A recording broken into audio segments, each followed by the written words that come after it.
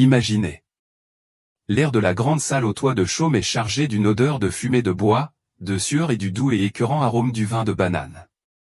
Vous êtes un garçon de 14 ans, choisi pour votre grâce et votre beauté, aux côtés de centaines d'autres comme vous. Vous êtes un page royal, une décoration vivante à la cour du Kabaka du Buganda. Le roi Muanga II, un jeune homme de moins de 20 ans, veille sur vous tous. Ses yeux, flaques d'ombre changeantes, glisse sur la mer de jeunes visages, et lorsqu'il se pose sur toi, une terreur profonde s'installe dans ton ventre comme une pierre. C'est un regard de possession, un regard qui promet la faveur mais exige une intimité terrifiante, un abandon total de soi. C'est le cœur du pouvoir, et tu en es le réceptacle le plus vulnérable. Et maintenant, veuillez mettre la vidéo en pause et vous abonner à notre chaîne. Pour continuer à produire des vidéos comme celle-ci, nous devons atteindre les 1000 abonnés au plus vite. Merci. Le palais tentaculaire et labyrinthique du Kabaka de Buganda, perché sur les hauteurs des collines de Mango, était un monde à part entière, un univers régi par des traditions aussi anciennes et profondément enracinées que les arbres centenaires qui ombrageaient ces enclos de roseaux. Bien avant que les bottes du premier homme blanc ne foulent la terre rouge de ce royaume, la cour de Kabaka était le centre incontesté de toute vie, un lieu d'immense pouvoir politique, d'une importance spirituelle et d'une autorité absolue terrifiante. Pour comprendre la tragédie de Muanga II, il faut d'abord comprendre le monde qu'il a façonné. Son père, le Kabaka Mutesa Io, était un dirigeant d'une stature légendaire, un homme d'une intelligence formidable et d'une diplomatie astucieuse, qui avait affronté avec succès les commerçants arabes et les explorateurs européens entrants, préservant la souveraineté de son royaume par la seule force de sa volonté. La cour qu'il présidait était un chef-d'œuvre de mise en scène politique. C'est ici que les chefs des différents clans, les Bataka, venaient rendre hommage, leur loyauté étant non seulement une nécessité politique, mais aussi un devoir sacré. Les rituels étaient élaborés, l'étiquette d'une précision étouffante, et au centre de tout cela se trouvait le Kabaka, une figure considérée comme semi-divine, un homme dont le moindre caprice pouvait signifier la vie ou la mort. Dans cette cage dorée naquit le prince Muanga, un enfant privilégié destiné à un trône exigeant une force de caractère qu'il lui restait à cultiver. Son enfance fut jalonnée d'étranges contradictions.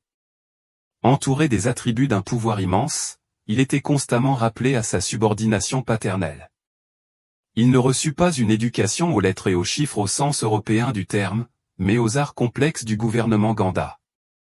Les histoires de leurs ancêtres, l'équilibre délicat des politiques claniques et les réalités brutales du pouvoir. Au cœur de cette éducation se trouvait l'institution des pages royaux, les Bagalagala. Ils n'étaient pas de simples serviteurs, c'étaient les fils des chefs les plus puissants du royaume, envoyés au palais en signe de loyauté de leurs parents et pour assurer leur influence future. Ils étaient à la fois otages et apprentis. Dans l'enceinte cloîtrée du domaine royal, ces garçons apprirent à naviguer dans les méandres de la vie de cour. Ils servaient la nourriture du Kabaka, répondaient à ses moindres besoins et constituaient sa suite personnelle. Et au sein de ce système existait une tradition de pédérastie profondément ancrée. Les Kabakae, souvent, les chefs de haut rang choisissaient leurs pages préférés pour leur lit. Ce choix n'était pas perçu sous l'angle de la moralité, tel que le définiraient plus tard les chrétiens. C'était une expression flagrante et non dissimulée des rapports de force. Être choisi, c'était être favorisé, se rapprocher du roi Soleil et assurer son avancement et celui de sa famille. C'était un honneur terrifiant, un prix à payer pour l'ambition. Muanga grandit immergé dans cette réalité, observant son père, comprenant que le corps de ses garçons faisait partie du domaine royal au même titre que la terre et le bétail. C'était un système féodal sexualisé où la vie privée était inextricablement liée au pouvoir politique, un système qui fonctionnait sur un équilibre délicat entre peur, ambition et compréhension culturelle partagée. L'arrivée des premiers missionnaires chrétiens sous le règne de son père était une curiosité, une pièce de plus sur l'échiquier géopolitique de Mutesa. Mais pour le jeune prince Muanga, ces hommes étranges et leurs dieux encore plus étranges représentaient un trouble qu'il ne parvenait pas encore à comprendre. Il parlait d'un roi qui régnait sur les cieux, d'une autorité supérieure à la Kabaka, d'un code moral qui ne se soumettait pas à la volonté des dirigeants terrestres. Ils semèrent les graines d'un monde nouveau dans l'esprit fertile des pages avec lesquelles Muanga avait grandi, ces mêmes pages qu'il espérait un jour commander avec la même autorité absolue que son père exerçait. Il hérita non seulement d'un trône, mais aussi d'un feuillant destiné à consumer tout ce qu'il connaissait. La mort du grand Kabaka Mutesa Ier en 1884 ne fut pas seulement la disparition d'un roi, c'était l'extinction d'un feu central et stabilisateur qui avait réchauffé et illuminé le royaume du Buganda pendant près de 3 décennies. La fumée des bûchers funéraires royaux s'était à peine dissipée que son fils, Mwanga Seguin, monta sur le trône. Un jeune homme d'accent grave, peine 18 ans, propulsé dans un rôle qui aurait mis à l'épreuve un homme 2 fois plus âgé et d'un tempérament beaucoup plus stable, a hérité d'un royaume sur le fil du rasoir, une réalité que son père astucieux avait gérée avec une ambiguïté magistrale, mais que Muanga, avec son mélange volatile d'insécurité et d'arrogance, était singulièrement mal équipé pour gérer. Le trône qu'il occupait désormais lui semblait grotesquement vaste, tel un vêtement de pouvoir taillé pour un géant, et il se sentait comme un enfant nageant entre ses plis.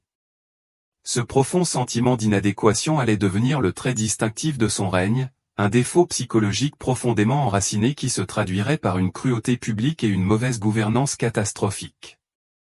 Son obsession de projeter une aura de contrôle absolu reflétait directement la terreur qu'il ressentait face à sa possible perte. Il imitait le style autocratique de son père, mais manquait de la sagesse et de la patience qui l'accompagnaient, ce qui donnait naissance à une caricature d'autorité, tout en tonnerre et sans pluie. Le paysage politique que j'observais depuis les hauteurs de Mango, il était un véritable nid de vipères, aux intérêts conflictuels à l'est et au sud. Les grandes puissances européennes, la Grande-Bretagne et l'Allemagne, démembraient le continent comme une carcasse, avec une soif insatiable de territoire. Leurs agents, déguisés en explorateurs et missionnaires venus du nord et de la côte, l'influence des commerçants arabes et l'islam qu'ils apportaient avec eux, constituaient une autre idéologie puissante et concurrente. Mais la menace la plus immédiate et la plus insidieuse, aux yeux de Muanga, n'était pas extérieure, mais intérieure. C'était un cancer qui se développait au cœur même de sa cour, dans l'esprit de son propre peuple. Son père, Mutesa, avait accueilli les premiers missionnaires protestants de la Société missionnaire de l'Église et les pères blancs catholiques français comme une stratégie géopolitique, un moyen d'acquérir le savoir et les armes des Européens, et de conclure une éventuelle alliance contre les Égyptiens du Nord. Il leur permit d'enseigner, de prêcher et de bâtir leurs modestes églises à l'ombre de son grand palais. Ils voyaient leur Dieu comme une divinité curieuse mais gérable, un esprit de plus à ajouter au panthéon Ganda. Ils ne voyaient pas que cette nouvelle foi n'était pas un esprit gérable, mais un feu qui exigeait d'être le seul feu. Muanga hérita de cette communauté chrétienne florissante, profondément enracinée parmi les jeunes et influençables pages de la cour royale. C'étaient ses compagnons d'enfance, ces mêmes garçons dont il attendait désormais qu'ils le servent, le craignent et se soumettent à lui en toutes choses, tout comme il s'était soumis à son père. Mais quelque chose avait profondément changé. En les regardant, je lus une lueur de défi dans leurs yeux, une loyauté nouvelle que je ne pouvais obtenir. Ils parlèrent de leur baptême, d'une loyauté envers un roi céleste qui surpassait leur loyauté envers le roi terrestre. Ce n'était pas seulement un désaccord religieux, c'était une déclaration de trahison. La paranoïa, qui n'était qu'un murmure au fond de son esprit, commença à rugir. Chaque prière murmurée était une conspiration, chaque réunion de convertis un coup d'état potentiel. Son dysfonctionnement sexuel, son incapacité à obtenir la loyauté intime de ses pages, comme son père, s'était métastasé en psychose politique. Les traditions qui avaient défini le pouvoir au Buganda pendant des siècles étaient systématiquement démantelées par un dieu invisible. Et Muanga, dans ses tentatives désespérées et vaines de réaffirmer sa domination, s'apprêtait à déclencher une tempête de violence qui allait tacher les collines rouges de son royaume du sang des martyrs et sceller son destin ultime. L'arrivée des hommes en soutane noire et col simple ecclésiastique fascina d'abord la cour des Kabaka Mutesa.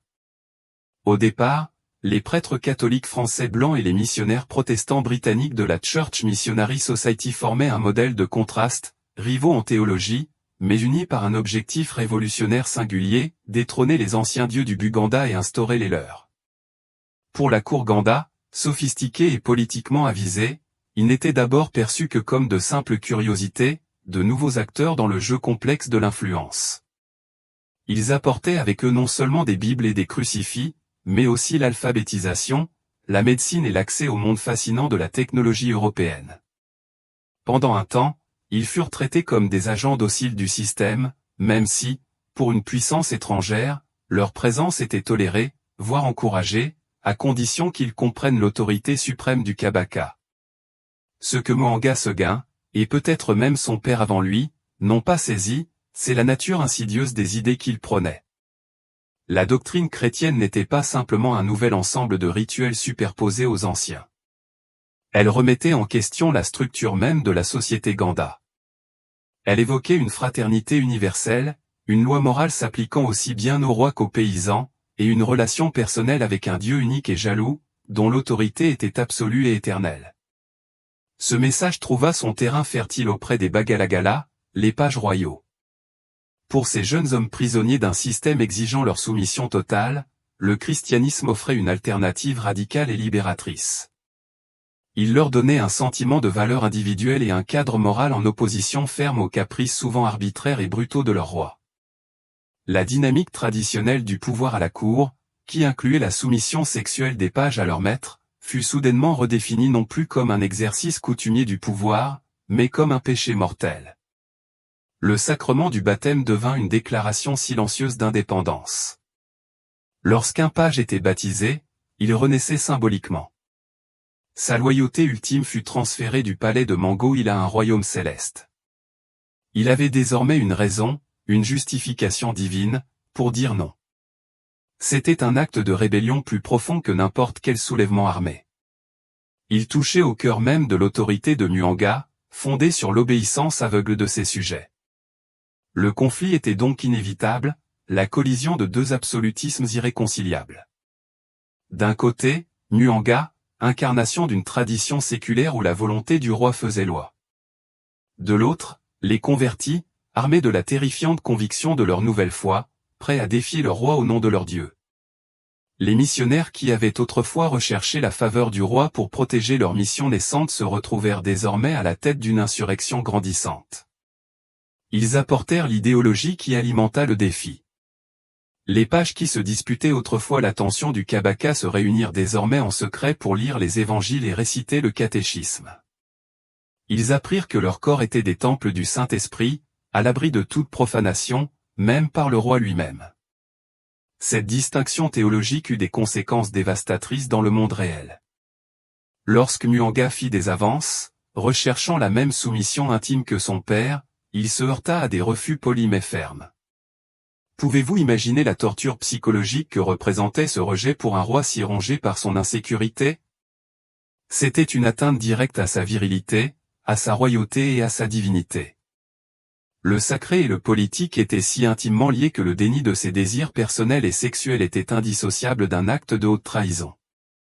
La nouvelle foi avait offert un bouclier à ses victimes, et Muanga, avec les moyens limités de son pouvoir traditionnel, ne connaissait qu'un seul moyen de le briser, une cruauté écrasante et systématique.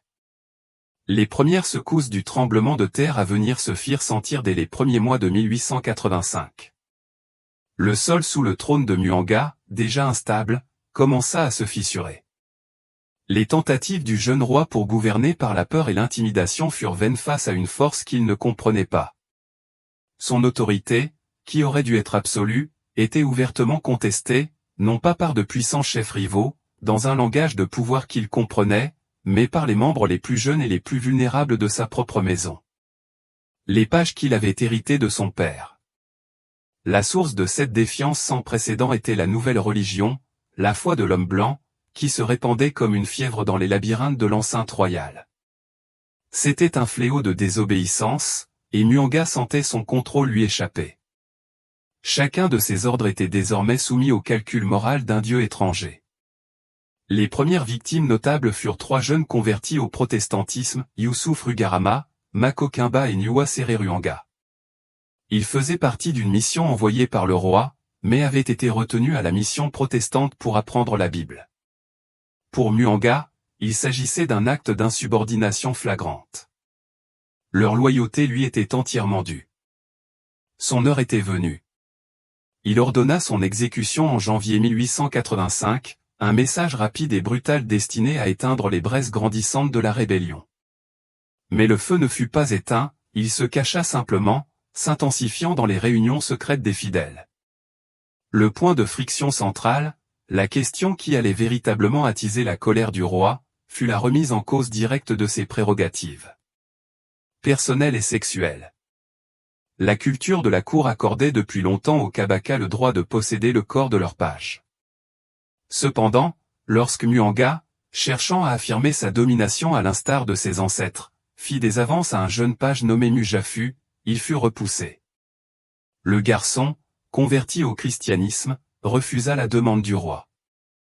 Il ne s'agissait pas d'un simple rejet personnel, mais d'une crise constitutionnelle en miniature. Les désirs les plus intimes du roi étaient bafoués par l'autorité de ce nouveau dieu. L'humiliation personnelle était indissociable du défi politique. Sa paranoïa, déjà latente, commença à s'exacerber. Il vit des complots partout. Ses collaborateurs les plus fidèles étaient désormais suspects. Leurs prières murmurées ressemblaient à de la sédition.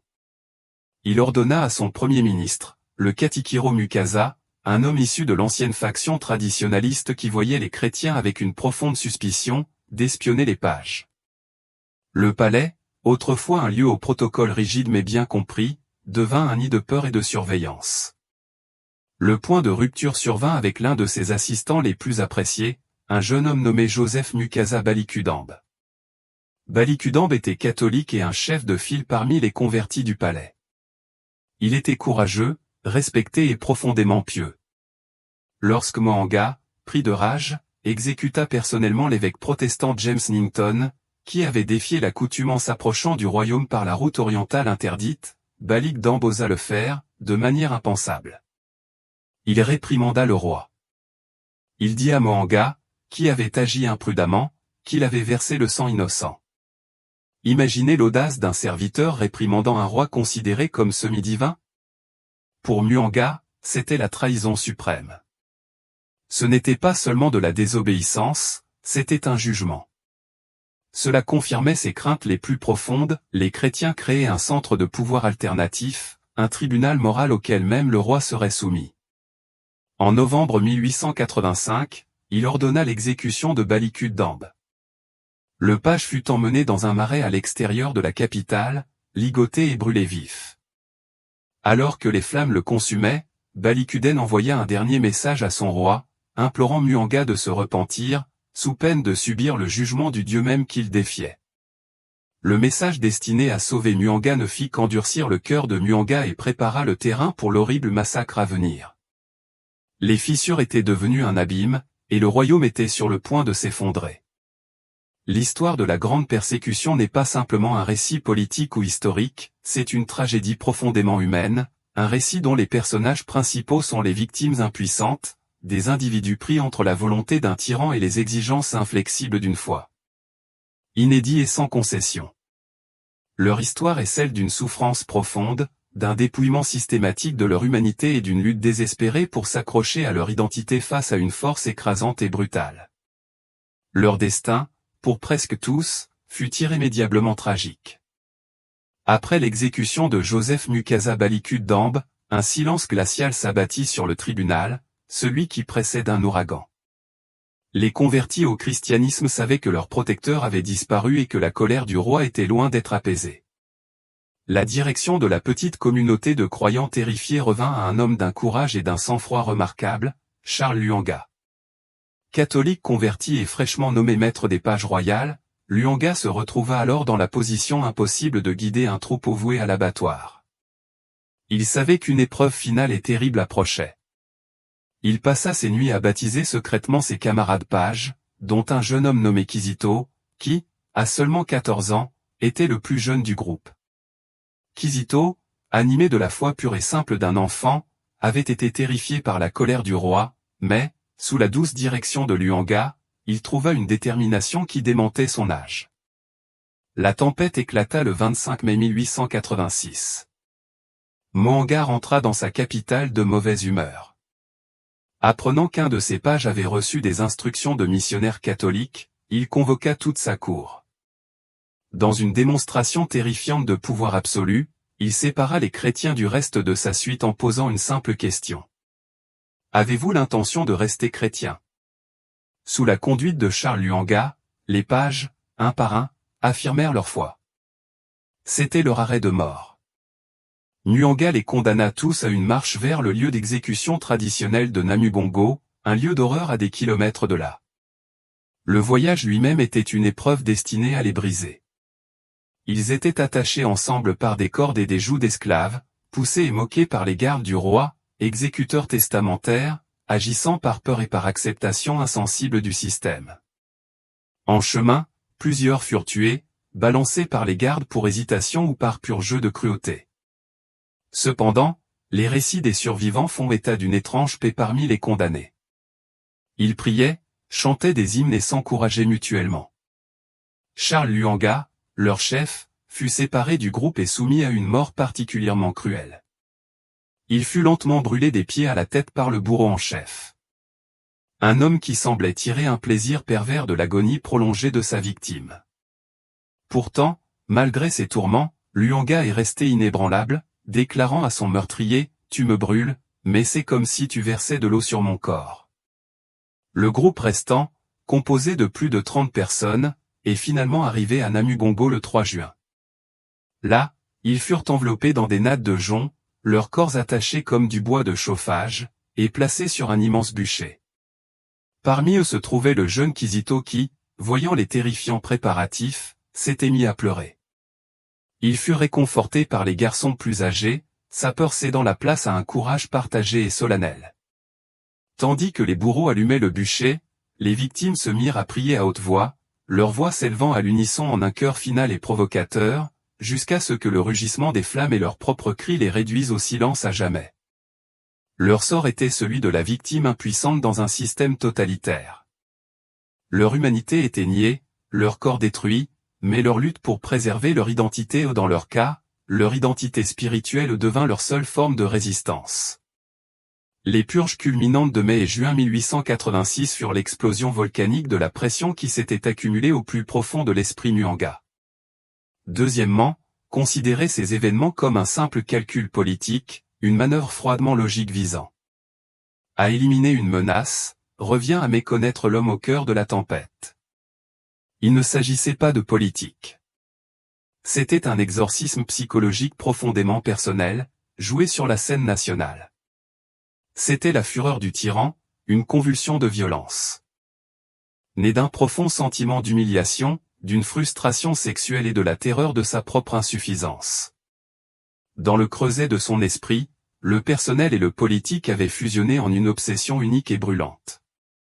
Les pages chrétiens avaient fait plus que simplement lui désobéir, ils l'avaient jugé. Leur refus de se soumettre à ses avances sexuelles, prérogatives traditionnelles de leur pouvoir, était non seulement un acte de défiance, mais une invalidation de son identité même de Kavaka. Le dieu qu'il vénérait l'avait rendu impuissant, au sens propre comme au sens figuré, dans son propre palais. Pouvez-vous imaginer la torture psychologique pour un jeune roi déjà tourmenté par l'ombre de son puissant père? Être si complètement rejeté par ceux qu'il devait absolument commander? Son monde était fondé sur un système de domination, et ses garçons, avec leur foi silencieuse, l'avaient démantelé de l'intérieur. Leur cruauté n'était pas celle distante d'un stratège politique, mais la rage ardente et frénétique d'un amant bafoué.